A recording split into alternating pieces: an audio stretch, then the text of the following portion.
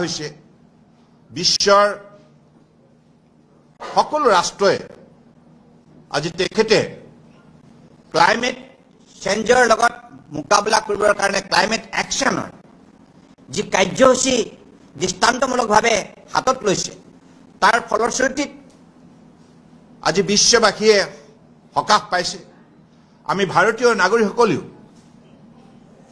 আজি ভাৰতবৰ্ষৰ বুকুত কেনেধৰণৰ প্ৰকৃতি সংৰক্ষণ কৰিব লাগে,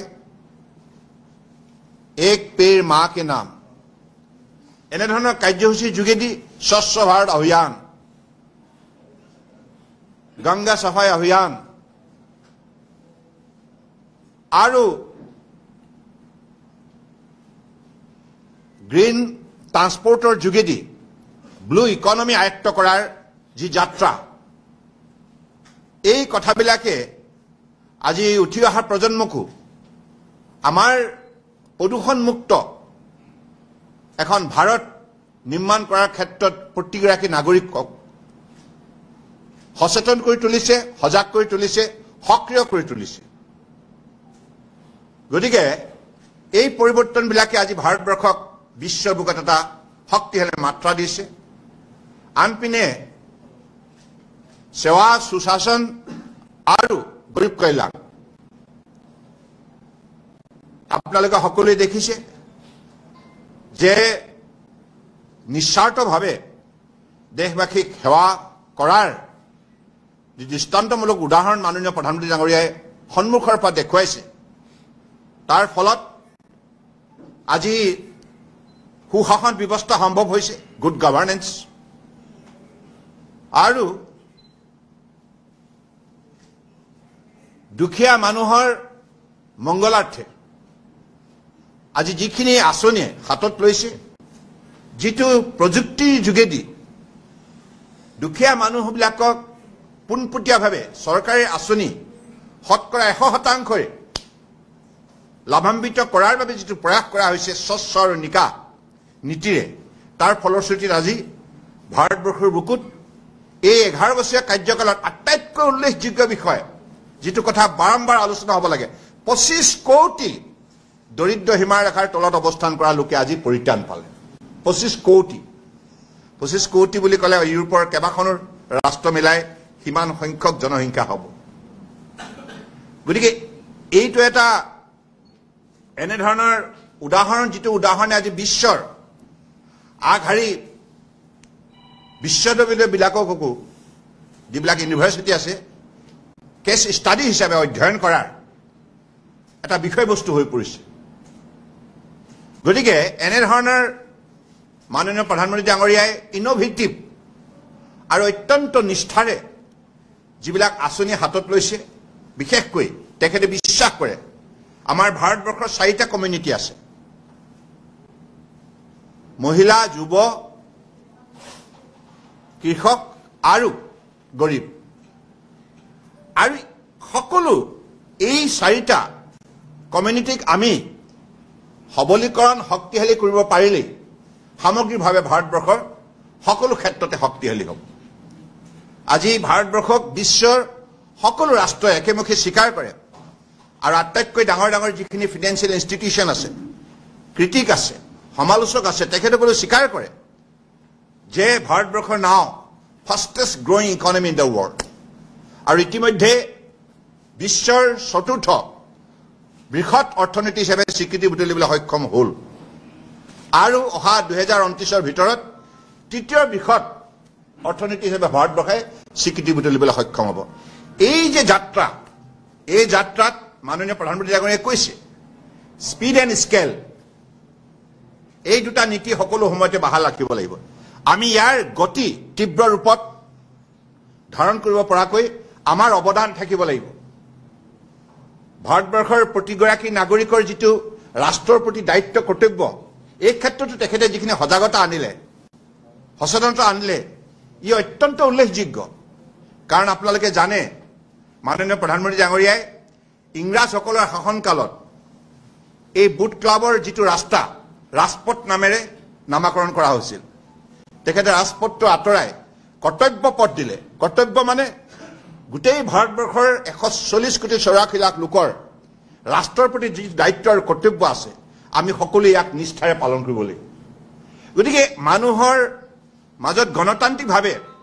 ৰাষ্ট্ৰৰ প্ৰতি শ্ৰদ্ধা ভক্তি আৰু সেৱাৰ প্ৰতি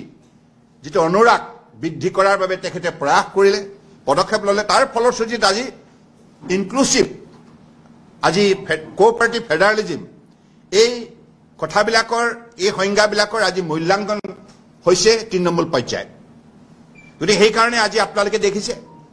মাননীয় প্ৰধানমন্ত্ৰী ডাঙৰীয়াই বিশেষকৈ স্পীড এণ্ড স্কেল তেখেতে বিশ্বাস কৰে যে কানেক্টিভিটি ৰাস্তা পদূলি দলং জলপথে হওক স্থলপথে হওক ৰেলপথে হওক বায়ুপথে হওক বা ইণ্টাৰনেট কানেক্টিভিটিয়ে হওক কেবল নেটৱৰ্কে হওক এই সকলোবিলাক কানেক্টিভিটি এণ্ড কমিউনিকেশ্যন যদি সঠিকভাৱে হয় এখন ৰাষ্ট্ৰত তেতিয়া ৰাষ্ট্ৰৰ নাগৰিকসকল শক্তিশালী হয় আত্মবিশ্বাসী হয় আৰু দুগুণ উৎসাহেৰে ৰাষ্ট্ৰৰ প্ৰতি সমাজৰ প্ৰতি উল্লেখযোগ্য বৰঙণি আগবঢ়াই আহিবলৈ সক্ষম হয় আজি উত্তৰ পূৰ্বাঞ্চলত আমি চাওঁ যোৱা 11 বছৰে যিটো পৰিৱৰ্তন আজি অৰুণাচল প্ৰদেশ অসম বা মিজোৰাম বা মেঘালয় বা নাগালেণ্ড বা ত্ৰিপুৰা বা ছিকিম বা মিজোৰাম আৰু কোনোবা থাকিলে মণিপুৰ প্ৰতিখন ৰাজ্যৰ আজি আপোনালোকে যাতায়াত ব্যৱস্থা চাওক কোনোবাই সপোনত ভাবিছিল নে একেবাৰে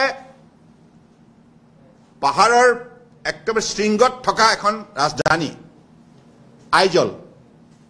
আৰু 12,000 প্ৰায় ফিট ওপৰত থকা অৱস্থান কৰা ছিকিমৰ ৰাজধানী গেংটক এই দুইটা স্থানলৈ ৰেলপথ গতি কৰিব পাৰে কাৰণ মাজত ডাঙৰ ডাঙৰ হিলৰ পাহাৰ আছে সুৰংগ দীঘলীয়া সুৰংগ খানিব লাগিব কাটিব লাগিব মাননীয় প্ৰধানমন্ত্ৰী ডাঙৰীয়া আজি সেইবিলাকো অসম্ভৱকো সম্ভৱ কৰি তুলিছে গতিকে এই হৈছে স্পীড এণ্ড স্কেল আৰু এই পৰ্যায়লৈকে তেখেতে গোটেই ভাৰতবৰ্ষৰ প্ৰতিখন ৰাজ্য প্ৰতিখন কেন্দ্ৰীয় শাসিত অঞ্চলক প্ৰতিখন গাঁও প্ৰতিখন চহৰক যোগাযোগ ব্যৱস্থা যাতায়াত ব্যৱস্থা সুচল কৰি আৰু প্ৰতিটো অঞ্চলক এম্পাৱাৰ কৰিছে সবলীকৰণ কৰি তুলিছে আজি মহিলাসকলকো তেখেতে সবলীকৰণ কৰি বিভিন্ন ধৰণৰ বেটি বচাও বেটি পঢ়াৰ পৰা আৰম্ভ কৰি আজি 33% আসন লোকসভা আৰু বিধানসভাত মহিলাসকলৰ বাবে নিশ্চিত কৰা হৈছে আৰু মহিলাসকলক আজি বিভিন্ন বিভাগত যেতিয়া দায়িত্ব অৰ্পণ কৰা হৈছে প্ৰতিগৰাকী মহিলাই শিক্ষাৰ্থীৰে নিজৰ দায়িত্ব ৰাষ্ট্ৰৰ হকে নিষ্ঠাৰে পালন কৰি উল্লেখযোগ্য সফলতা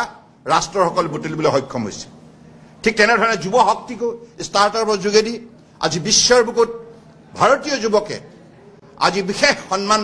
আদায় কৰিবলৈ সক্ষম হৈছে আৰু ষ্টাৰ্টআপৰ যিটো যাত্ৰা সেই 2014ত কেৱল 30,000 আছিল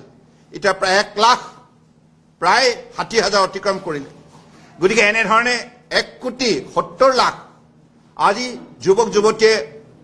প্ৰত্যক্ষ আৰু পৰোক্ষভাৱে আজি এই ষ্টাৰ্টআপৰ আন্দোলনৰ যোগেদি উল্লেখযোগ্য বৰঙণি আগবঢ়াই তেখেতসকলে আজি মৰ্যাদা সহকাৰে উপাৰ্জন কৰিবলৈ সক্ষম হৈছে গতিকে এনেধৰণে যুৱ শক্তিক উজ্জীৱিত কৰা উদগনি দিয়া কৰ্মসংস্থাপনৰ বাবে যোগ্য কৰি তোলা মহিলা আইসকলকো তেনেধৰণে বিভিন্ন আঁচনিৰ যোগেদি তেখেতসকলৰ আত্মবিশ্বাস জগাই তোলা তেখেতসকলৰ পাৰদৰ্শিতা প্ৰদৰ্শন কৰাৰ সুযোগ প্ৰদান কৰা আৰু দৰিদ্ৰসকলকো তেখেতসকলৰ দৰিদ্ৰ সীমাৰেখাৰ পৰা উদ্ধাৰ কৰি আৰ্থিকভাৱে সবল কৰি তোলা আৰু খেতিয়কসকলৰ PM কিষাণৰ পৰা আৰম্ভ কৰি PM ফসল বীমা যোজনা মিনিমাম ছাপোৰ্ট প্ৰাইচ এই সকলোবিলাকৰ যোগেদি আজি যেনেধৰণে আজি অসমতে মই কওঁ মিনিমাম ছাপোৰ্ট প্ৰাইচ আগতে ধানৰ 1 কুইণ্টেলৰ দাম আছিল 800 টকা 700 টকা আমাৰ লেজাই কলাখোৱা ৰাইজক যেতিয়া সুধো তাত বহুত ধান উৎপাদন হয় ৰাইজে কয় ইমান বোকা পানী গছকি আমি গোটেই বৰষুণ চৰষুণ তিতি ৰ'দে বৰষুণ তিতি পেলাই ধান উৎপাদন কৰি কিন্তু বজাৰত দামটো নাপাওঁ আজি মিনিমাম ছাপোৰ্ট প্ৰাইচ দিয়াৰ পাছত প্ৰায় 2350 টকা 1 কুইণ্টেল ধানত আজি পাবলৈ সক্ষম হৈছে গতিকে চৰকাৰৰ তৰফৰ পৰা মাননীয় প্ৰধানমন্ত্ৰী ডাঙৰীয়াৰ নেতৃত্বত যিবিলাক খেতিয়কসকলৰ উপাৰ্জন দুগুণ কৰাৰ যিটো লক্ষ্য সেই লক্ষ্যত উপনীত হোৱাৰ বাবে আজি প্ৰতিখন আঁচনিয়ে চৰকাৰৰ সফল ৰূপায়ণ হোৱাৰ ফলত সমাজৰ প্ৰতিটো শ্ৰেণী আজি শক্তিশালী হৈছে সেইকাৰণে ভাৰত 11 নম্বৰ স্থানত আছিল 2014 দুৰ্বল অৰ্থনীতি আছিল আৰু গোটেই শাসন ব্যৱস্থাটো কংগ্ৰেছৰ শাসনকালত দুৰ্নীতি ভ্ৰষ্টাচাৰৰ যোগেদি সম্পূৰ্ণৰূপে কলংকিত হৈছিল আৰু ভাঙি চিঙি চুৰমাৰ হৈছিল পৰিয়ালতন্ত্ৰৰ পৰা আৰম্ভ কৰি স্বজনপ্ৰীতি এইবিলাক দুৰ্নীতি ভ্ৰষ্টাচাৰৰ যোগেদি আৰু ৰাইজৰ ধন ৰাজহ ভঁৰালৰ ধন আত্মসাৎ কৰাৰ